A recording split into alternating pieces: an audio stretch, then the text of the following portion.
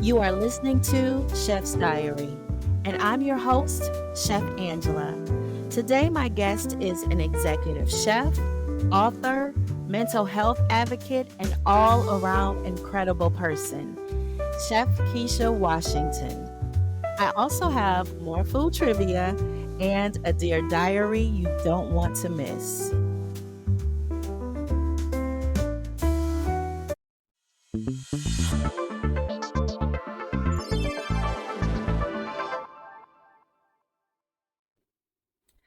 Let's start some food trivia. So, I've got three questions for you, and I'm going to start right now.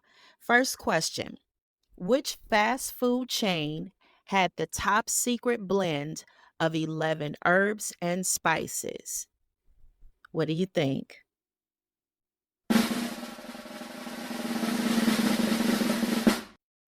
If you said KFC, you are correct.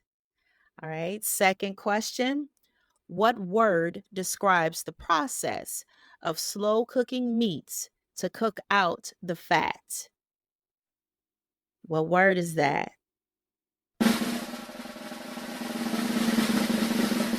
All right. If you said rendering, you are correct.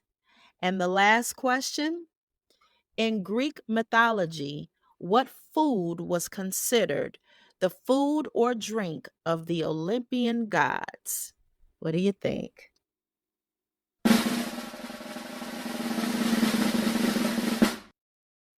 If you said ambrosia, you are correct. And you go ahead and give yourself a round of applause. Y'all know I love this food trivia. It's fun. It's fun. If you got the answers right, that's good. And if you didn't, you learned something today. But that's it for food trivia today.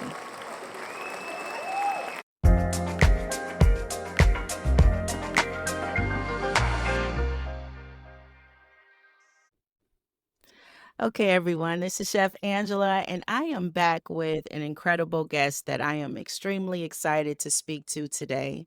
Her name is Kisha Washington, and she is the executive chef, owner, and founder of a personal private chef business called The Key Ingredient, where she provides upscale private dining in clients' homes. And she is also the founder of Cook's Creed Foundation. This is a nonprofit organization helping chefs and hospitality individuals get scholarships, mental health and substance abuse resources, and mentorship. Now, that's not all, y'all. She is also a competition chef, mental health advocate, and author. And I said this before, I'll say it again. That one paragraph says so much about who you are. So I am excited to find out more about you and your work. Welcome to the Chef's Diary, Keisha. Thank you. That's Yes, so I'm going to make sweet. sure I say Chef Keisha because you earned all of that. You earned all of that. There is so much to unpack. You have so many things that I'm sure you can talk about, but I want to start off on something very light and fun. And I'm just going to ask you this. What is your favorite food memory? My favorite food memory. Um, that's a hard one because I have lots of them, but I would have to say one that's kind of like a tradition that's been carried over for years would be Thanksgiving dinner because I have a lot of family that's kind of close to me, so we always come together on Thanksgiving and my mom and my aunt always do an amazing Thanksgiving dinner. Mm. And they do like their little secret recipes and everything, which I try to get and keep for myself. But yeah, that definitely has to be one of my favorite memories that has been carried over for years, as long as I can remember when I was a Yeah. child. Like that's one memory I love. Thank you for sharing that. I love Yeah. that. I love hearing those personal favorite memories because they mean so much. It's like food for the Mhm. soul and for Yeah. and for our bodies, right? Right, So exactly. I've been in this field, this culinary, beautiful, and sometimes wacky world, Mhm. for only 4 years professionally. I've done things non-professionally, but 4 years, professionally, and as I've talked to different chefs, I found out that there are many roads to becoming a chef. Yeah. Everybody's experience is different. Did you always want to be a chef? No. Okay, No, okay. not at all, not at all. It's funny, it's actually kind of funny when I tell this story because it's kind of like it's like it's a full circle story, I feel like, because I love cooking, let's just start there. I love cooking, because my mom and my family always had me in the kitchen making something with them, whether it was dessert or something they were teaching me, like biscuits or something. They were always teaching me something in the kitchen, so I always loved to cook. But that's not what I went to school for initially after high school. Okay. Um, so I initially, after high school, went into social science and healthcare and was in healthcare for years. Everything from like office manager to administrative assistant, whether that was in radiology or private doctor's office. That's what I started in initially. Um, and then after a certain amount of years, I was like, you know what? I don't want to do this anymore. I want to go cook. And so I decided one day to go to culinary school. Okay. Okay. Yeah. So, you were mentioning cooking and chefs, and at some point during our conversation, I want you to share, if with the audience, the difference, because Okay. there's nothing wrong with being a cook, whether that's Yeah. in the commercial kitchen or not. And there's certainly nothing wrong with being a cook, Mhm. a home cook. But that word chef, I know it's kind of tossed around a lot, right? Yes, yes. What would you say is the difference between being a professional chef and maybe somebody being a home chef, which both are fine? Right. So for me, I think at the foundation of it, everybody's a cook. Mhm. Regardless if you're a chef or a home cook, everybody's a cook. At the base of it. I think you don't necessarily get the title of chef, Megan, until you run a kitchen. Or Mhm. until you um have that title of your own business or your own kitchen. I think you don't really get that until that time. But at the foundation, everybody's a cook. Yeah. And I'll tell Yeah. anybody, like, I'm a cook first. Right. But until I get into that kitchen and I'm able to run my team and compete or whatever, then that's when I'm the chef. Yeah. So Yeah, yeah. and Yeah. I tell people that too, like, the chef part of it really is, for me, more Mhm. of the business part. So, like, if you think of it that way, it's the business part. It's the license, it's the insurance, it's the Yes. certifications, it's the management, because you have to manage a team of Correct. people, which is not easy. Oh my gosh. It's not It's not easy. And easy. especially if you are in the kitchen, I've never been in a slow-paced kitchen. It's Right. always been fast-paced, even if you feel like you have hours to prep and prepare, it's always, in some instances, fast-paced. So it is not necessarily easy, and it's always a blessing to have a team that is cohesive and can work, like a well-oiled machine, but that doesn't happen all the time. That's true. And when you are right. And when you are in a commercial kitchen, there are so many other things that, if when you're in your kitchen, you don't have to worry about. And Mhm. again, it's not like one is better than the other, but I do feel like, though, there's so much work and commitment and time and investment that is earned when it comes Yeah. to being a chef, and I Yeah. think at the same time, like, it's like, put some respect on it. Put some respect on the name, I Right.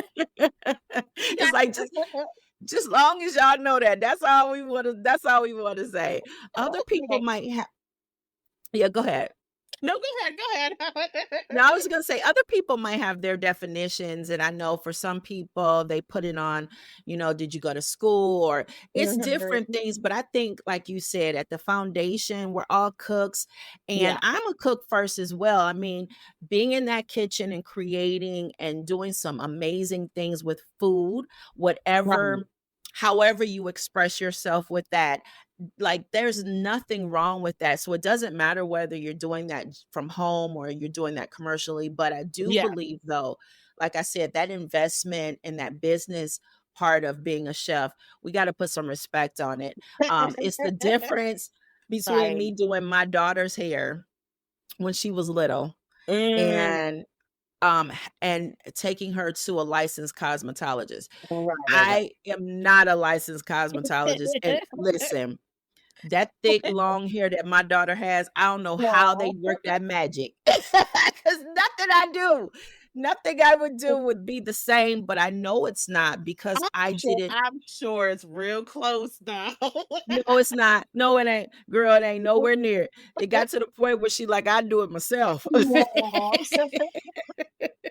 But the point I'm making is those people in that salon put the work in, put the time in, they have Yeah. the education, they have so much more than I do. So of course the result is going to be different. It better be, Right. right? Right, Um right. and so just and I would never say, "Oh, I'm a cosmetologist." So I'm, not trying to start beef between home chef and professional chef, but I do want people to know the difference. So Imma move on, Imma move on. One of the things that I thought was really interesting, and I was actually accepted in one competition, and I'm in Florida. Really? Okay. I'm in Florida, and then a hurricane was coming. Oh So my they had goodness. to cancel, so I've Aw. never I've never done competition, What kind of competition um, was it? chef. It was a chili competition. Oh, okay. And I was, like, so excited that I was gonna be a part of this, and Right. it didn't happen, but for you, it has happened, and not only has it happened, you have been a winner, you've been in the top 10.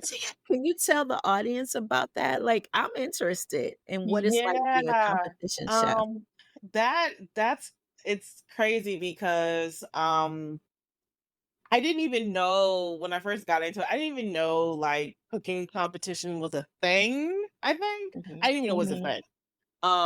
And I did my first competition back in 2015, and it was at this cake show. And because actually started out in desserts, that's where I started out at. And I entered this pound cake recipe that I've done for years, and it won first place in grand prize. And I was like, oh. Whoop, whoop, whoop, whoop. And so from there, I ended up getting an invitation maybe about a month or two afterwards to be invited to something called the World Food Championships. And it was being held in Kissimmee, Florida. And I was Okay. like, I don't know what this is. It sounds like a vacation to me. So I was like, you know what? Let me come up with a recipe or something, and I'm gonna go ahead and enter the competition. And so me, my mom, and my aunt went, and it was crazy because they had numerous categories. And I ended up in the dessert category, and out of 50 people in that category, I placed 13th. And I was like, oh, I guess what I made was really good. Um, Wow. and it just kind of like opened a door from there. And I've been going to that same competition, I mean, for the last 8 years. I've done something back in the day called Culinary Fight Club. And I've done that in Louisiana. I've done that in Washington, D.C. Yeah, cake shows, competitions, chili competitions, all kinds of stuff. So and then of course they have like online cooking competitions as well. We enter recipes and stuff, and photograph your food. But yeah, Yeah. ever since then, I fell in love with it, and like it's like a little obsession. Like, I really like competing, I really do, it's fun. It's really fun. I was gonna say, does it look like it does on TV? I guess it just depends on what show. Sometimes it looks really fun, and sometimes it looks very stressful, or a Yeah. combination of both. It's a combination of both. It's a combination of Okay. both. And the reason I say that is because I have done 2 cooking shows on TV before.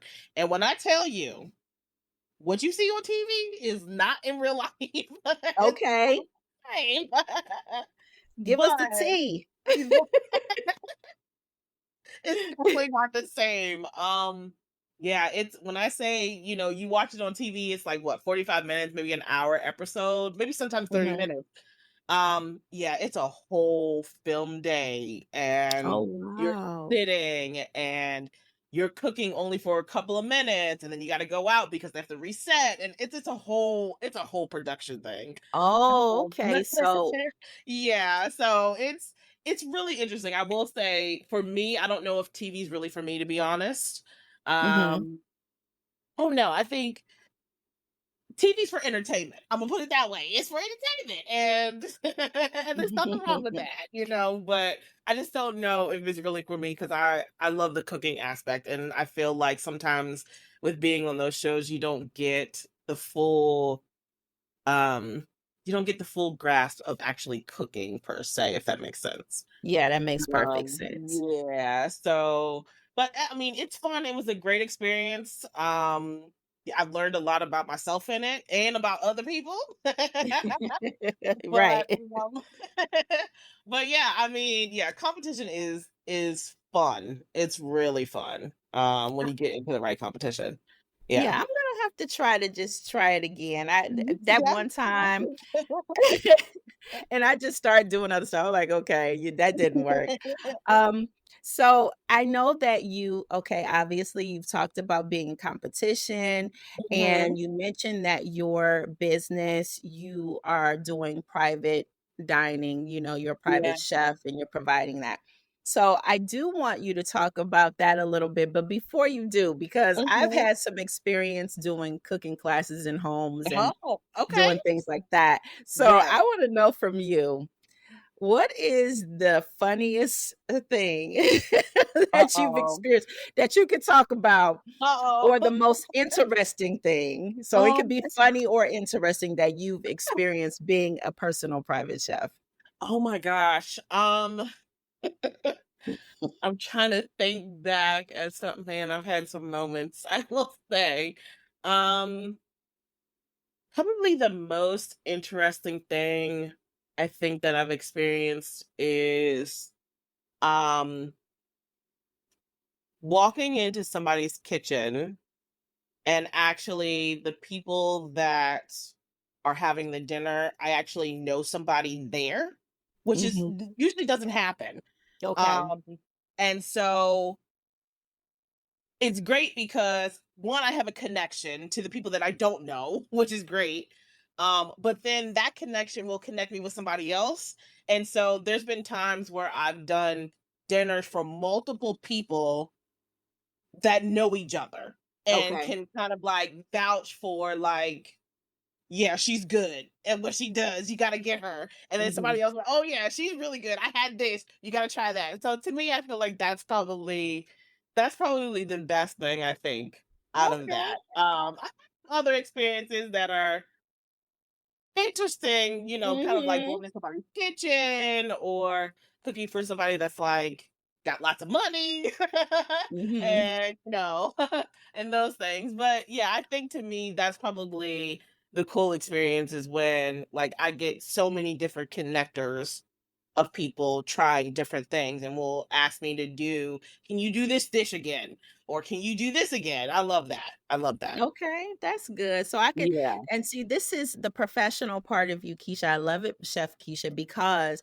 you're not giving us this down you're not sharing stories because you said this podcast is not gonna mess up anything with you. Cause I got some stories, okay? Now I will say I do got some stories. Mhm. I do have Yeah. some experiences, but I don't Those are those. I don't want to put nobody on blast. I know. That's that off the podcast conversation. Exactly. Uh, because when they say, when you go into somebody's home, you Mm, you are in their home. It's yes, their domain, and how they live 100%. and what's normal and good for them might be different than what you're used to. Exactly. Exactly. So we'll leave that there. But I've got some really funny experiences. Right.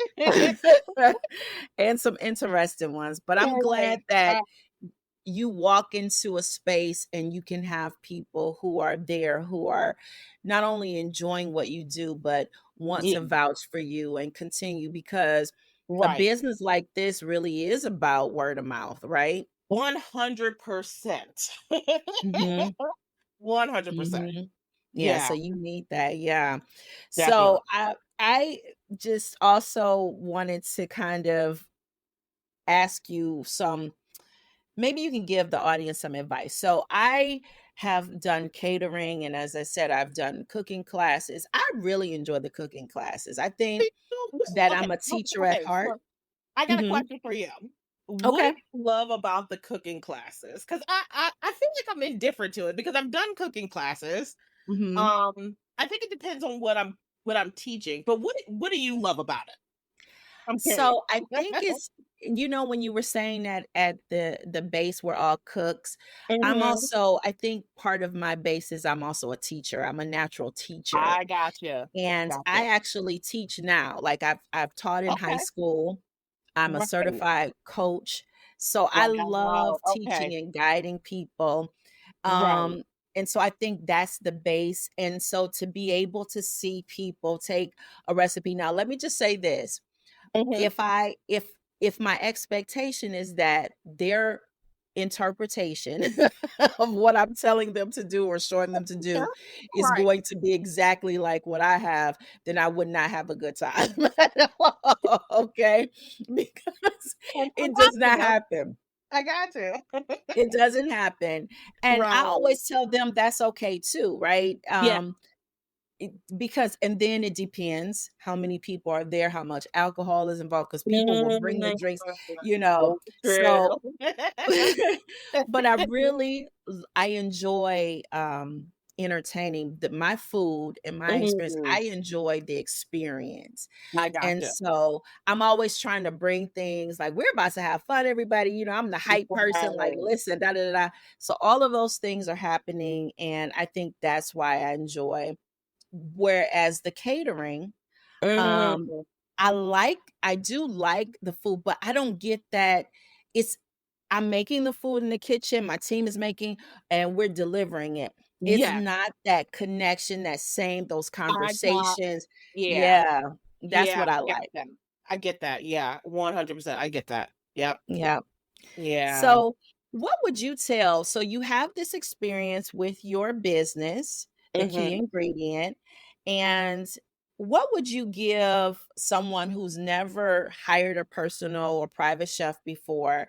What would you say to them as far as like, make sure you have these things in order, or these are Mhm. things you should look out for? Like, what advice? Because I think sometimes we're seeing people on social media and it's becoming a thing. It's like, I want a chef for my birthday, or I want to have someone Right. come in and do X, Y, and Right. Z. Right. But what do you think they need to know before they hire? Yeah. I would say there's probably a couple of things, and this would probably be my kind of like my top things. Probably first thing is hiring a personal chef is very different from going to a restaurant. It's very different. Yes. Because I think a lot of times um clients will think that, oh, well, I spent, $150 in a restaurant for, two people. Um, is that what it's gonna cost? And that's not necessarily the case because for a personal chef, we have to prep, we have to do your menu, we gotta shop, we gotta we gotta come to your Mhm. home, we gotta cook, we gotta plate. Then we gotta clean up. It's a whole thing. It's a whole Mhm. process. And I think sometimes clients kind of forget the process a little bit because we're bringing everything to you. We're bringing the restaurant to you. Um, and we don't know necessarily what we're walking into. Whether you have a full kitchen of everything that we need, or we got to bring all the tools. Right. So to me, I think that's kind of like the first thing is it's very different. Um, Also, I guess adding to that kind of would be the second thing. Your pricing is going to be different. Um, because as we all know, if we go to the store, the price Mhm. of steak is not the same as going to be tomorrow. Right. So that's very important to kind of remember as well. Um, and then I guess the next thing would be if you're looking for an experience, or are you looking for just someone to come in and do food and leave? Because I think for me, like you were saying with the cooking classes, to me I'm for the experience.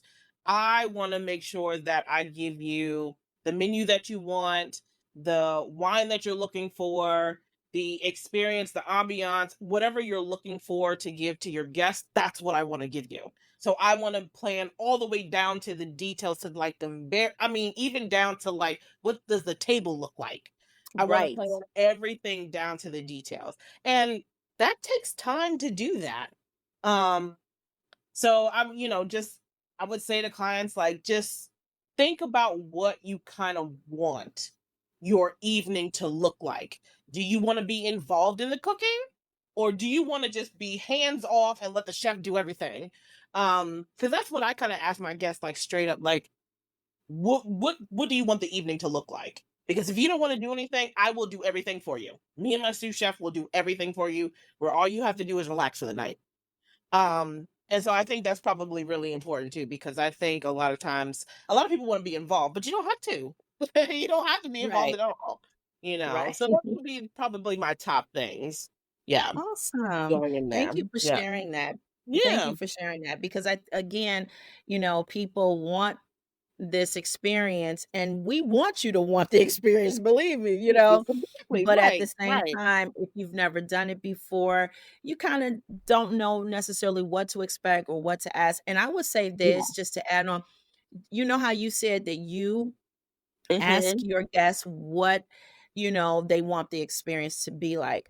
I Yeah. would say this again, all chefs, just like all restaurants are not the same, not Correct. all chefs are the same. So it's okay to ask chefs questions prior to, like, ask them 100%. questions.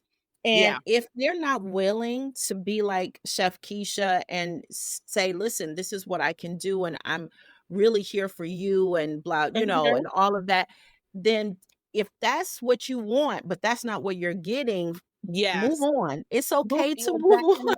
Right. I think that you're absolutely right about that. Because I think that's also one thing too, is that clients kind of feel that they have to be stuck to one particular chef or one particular style of cooking. And that's you don't have to be. Mm-mm. And that's one thing I always kind of tell my clients too. Like if I can't give you what you need, or if you're looking for a particular type of food, or culture cooking, or whatever the case may be, I can recommend somebody. And that's Right. one thing that I try to do is I try to at least keep you know close knit of chefs, or chefs on dial or email, and be like, look, I got a client for you, they're looking for this, let them have reach out to you or something. So to me, yes, you're absolutely right, that's really important. That's Yeah. really important. I love Yeah. that. I love that you do that because I do the same thing.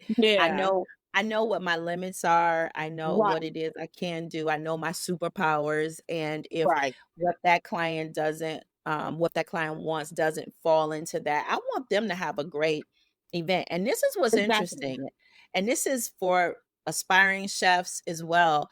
When you are honest like that, people Mhm. love it so much that they might come back to you for something E else. exactly. Mhm. Exactly. Yep. Because you integrity, you can't buy that, right? So I Right. remember having, this lady, so I do small, Okay. catering, Right, right, small right. group catering. I don't, and I never wanted to, even when I get a restaurant, which is what I wanna do in the future, I want it to be a very small, Wow. intimate restaurant. It has Right. never been my thing to wanna serve hundreds of people. I gotcha. So, I had a client who or a potential client at the time who was like, "Oh, I'm having, this milestone event, and I'm gonna have, like, 150 people." And I'm listening to her, she's going on and on because she's tasted the food before and she's seen it, but Right. I had to tell her, "I don't do like, no, I can't." Right. And Right. so what she decided to do though was she was like, "But I have to have you." Aw. So she decided to go with a grazing table.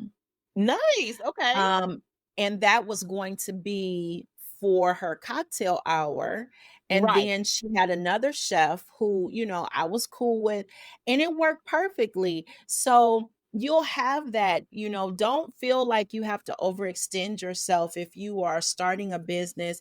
People want that integrity and that honesty, and what you cannot give them right now, they may Mhm. come back to you for something else or recommend you because people are Exactly. missing that.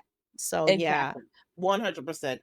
And that's Now exactly what I try to do with my clients. At least leave the door open if I can't necessarily give them the things they need, whether it's they, want something particular or it's pricing or something like that. I definitely leave the door open and say, well, even though I'm recommending a chef, if you ever need XYZ, definitely reach back out to me.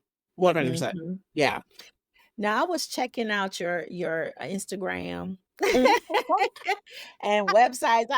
Of course, I gotta do my research a little bit, and you had a question on there, and I'm gonna get to why you had that, but I think this is a really good time to talk about this. Do you believe that chefs get paid what they're worth? Whoa. That's such a good question. And I'm gonna be completely honest and transparent. Absolutely not. Mhm. Absolutely not. No, Yeah. we don't. And I feel bad for kind of saying that, to be honest, because you kind of look at some of these executive chefs or some of these sous chefs or chef de cuisine in the restaurants, and there are some that are getting some great salaries. Let's not be let's not say they're Mhm. not, because there's some that are making great salaries into six figures, right? Um Mhm. but then there's some that are just not making what they should be making.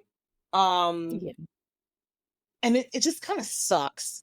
And I mean, I don't know. I don't know if that's really honestly across the board for most industries, if they're just not making, if people are just not getting the money that they need. But yeah, I don't feel like chefs get paid. Yeah, I don't either. Enough. I I don't. listen. I don't I either. I don't. agree with you. I I agree with you. don't. It just oh, it kind of burns me up, to be honest. Yeah, and It really does, because and I I think feel that's like something to talk about. Yeah. yeah, there's some really great chefs out there that do amazing work. And yeah, I mean, for the things that they do, I don't see them getting the money that they deserve. I mean, even with myself, I mean, to even put myself out there, I don't feel like, at least for the things that I do, as far as like some of these dinners and wine pairings and all those things, um, I definitely don't get the amount that I should be getting. And I'm not mad about it, because I love what I do, and I'm willing to work with clients for whatever they want. But there is a huge gap there. Yeah. Yeah, Mhm. yeah, huge And gap. your passion that definitely came through, not just about your work, but for other chefs. I'm thinking that has a lot to do with your foundation, Cook's Creek Mhm. Foundation. Yeah. So can you tell why you started this foundation? What led you to So this? so I have to kind of go back a little bit, because the foundation was technically started off kind of a, I don't want to say tragedy, but in a way, yeah, kind of a tragedy. The person that I was with dating at the time was also a chef.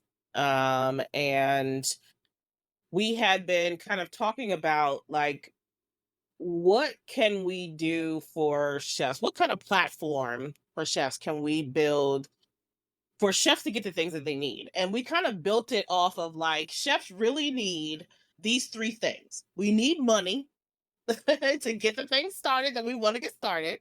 Yes. We need to take care of ourselves, whether that's well-being, self-care, something, because the industry I know can be harsh to us. Yes. And we need some mentoring. We need someone that's been there where we want to go and how to get Yeah. there.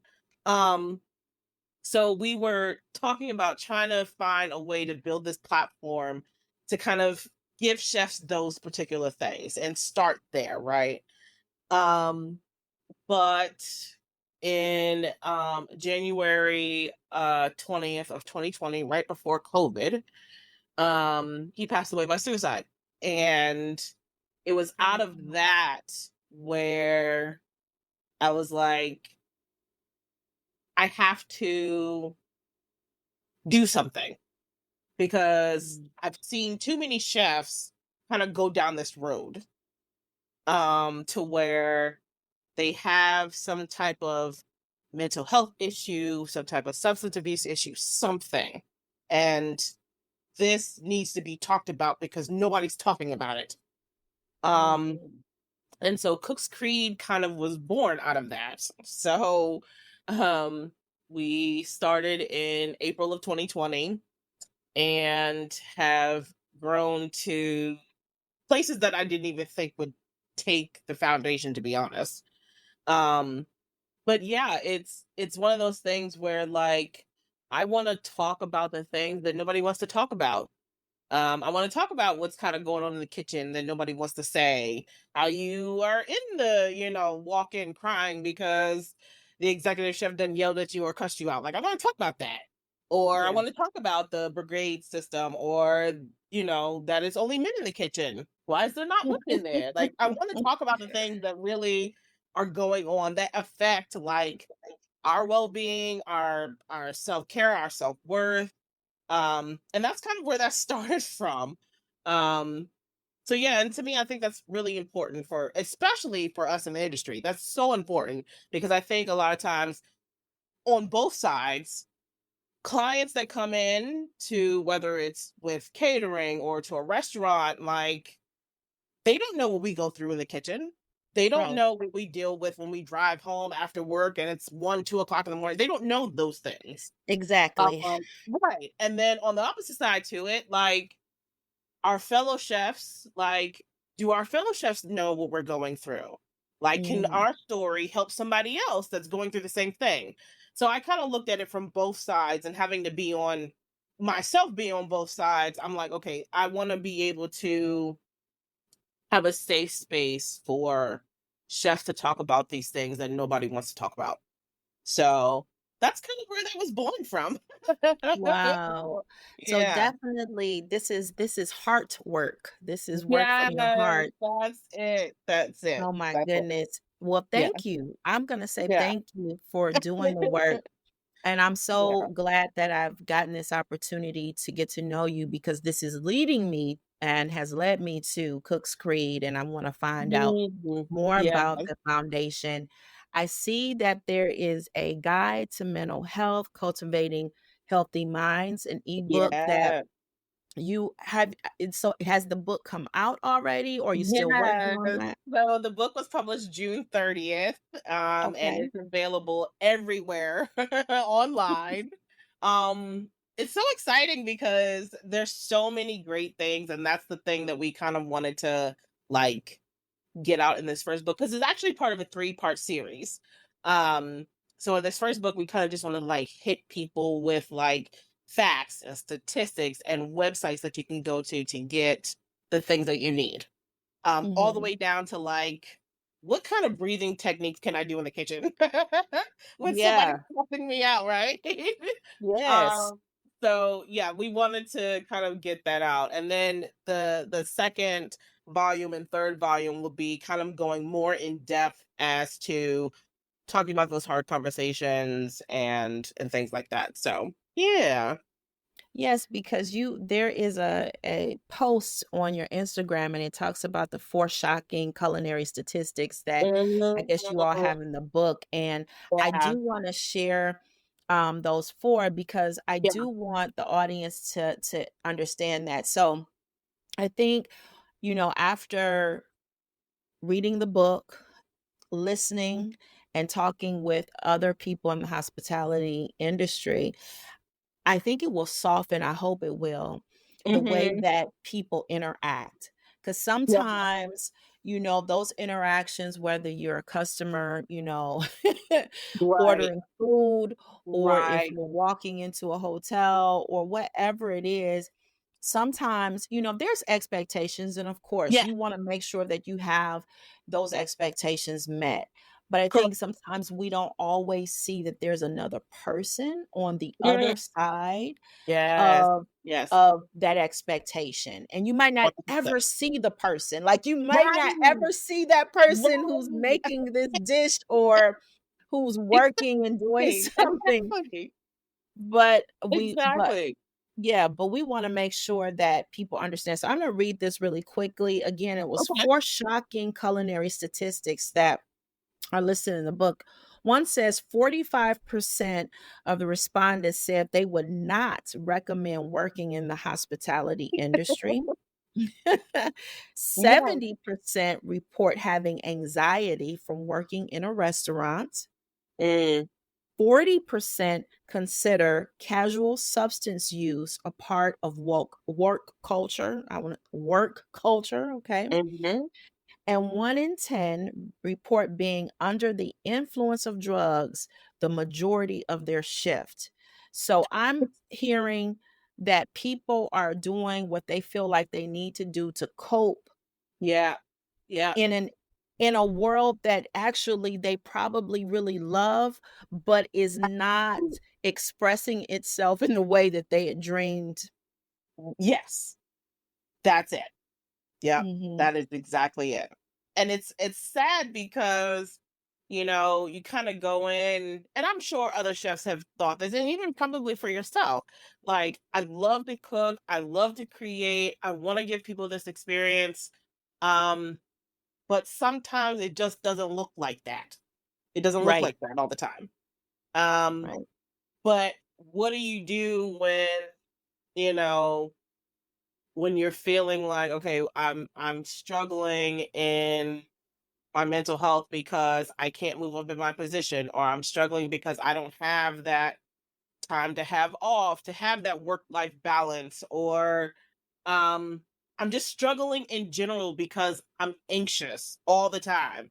Like, what do Yeah. you where do you go to do that? What are the things you do to cope with that? And I think sometimes, a lot of times, that people kind of forget that. So you're absolutely right about the expectations. 100% right. Thank you. Chef Keisha, I just want to say thank you again. Thank you so much for having these conversations, facilitating and promoting mental health, and even Yeah. the scholarships and all of the things that you're doing for other chefs and speaking up where maybe others didn't feel like Mhm. they could or don't feel like Yeah. they could. I Yeah. saw that there were a lot of contributors to Mm, the ebook, so I can't yeah. wait to get my copy I was because I'm excited about like, get I it. wanna support, I wanna read, and Yeah. I encourage anyone, check out Chef Keisha, go to Cook's Creed. It's on Instagram, the Cook's Creed Foundation. She is doing amazing work. And don't forget, like, what area do you travel or do you just Yes. with the key So ingredient? yeah, so it's kind of crazy because I'm in Northern Virginia, and I travel all over the DMV area. um, Okay. so yeah, definitely, I'm all over the place and willing to travel because I love traveling. Absolutely. So you all have to make sure, but if someone wants to get in touch with you, Chef Keisha, Mhm. how can they do so? They can do so by email, either at the key ingredient LLC at gmail.com. You can check out the websites, cookscreatefoundation.org. Or I'm on Instagram, Chef Quiche underscore DYAN. But yeah, or you could just actually look up my name on Google because for some reason that comes up too. And there's a Well, whole that's bunch of because stuff you've done so many great things. That's why. You got you have so many different things. I wanna make sure that I mention the rest. You've got so many accolades, so of course. I've learned a lot about you today, and there's so much more to you, so I would love to have you on again, Yeah, to talk absolutely, more. absolutely. I learned that your pound cake must be the uh, absolute bomb. You got the winning pound cake recipe. you know what? I might have to just put it in the mail to But I wanna know you. before you leave, I wanna know what is your favorite food? Oh, that's a hard one because I love my top two things. I have to give you two. I have to give you two. Okay. First one has to be Indian cuisine, which is Mm, which is kind of random because there's not a lot of Indian places around where I'm at, but okay, like the complexity of like the spices are so amazing. So that's like first. okay. Second would have to be seafood because I'm obsessed with all seafood. So yeah, absolutely. Awesome. I'm so glad. Okay, seafood. I love Indian cuisine as well. I Yeah, good. really Yeah, do. yeah, yeah. I really do. I mean, Yeah. and I'm so happy that everybody in my household does, so it's We never, "No, I don't want that." what? It's always, "Yes, we Lucky we want want that." that. It's so crazy because at my house, like, everybody is not adventurous as I am. So I feel Oh. like every time I try to cook something different, I'm the one just eating it. Nobody else tries it. So you're so lucky for that. Yes, yes, I am. And we have some really great, Indian restaurants around here, so Oh, it's wow. always good to try. Yeah. Um, so Uh-huh.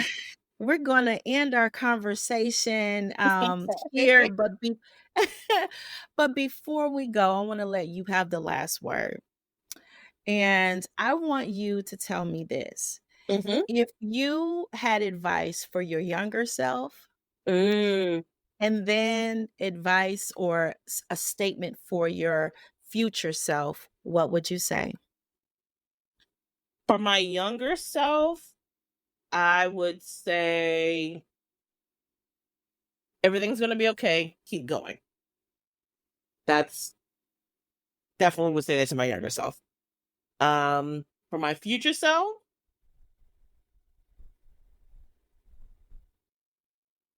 that's a hard one. That's so hard. For my future self,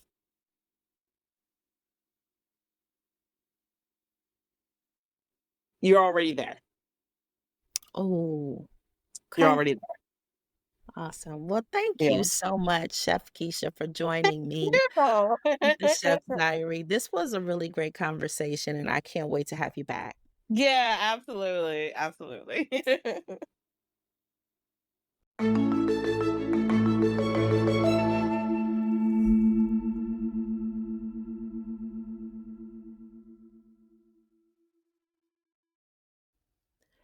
Dear Diary, today I learned that the journey we take while living our dreams may not always look how we imagine, but it is still worth the trip. So keep going because there are blessings along the way.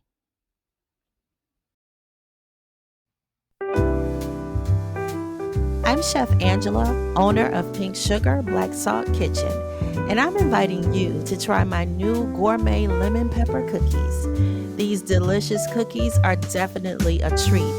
Baked fresh to order with high quality ingredients and shipped next day.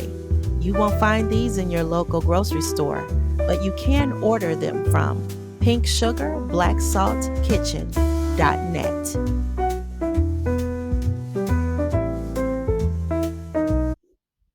That's all for this episode. Thanks for listening to Chef's Diary.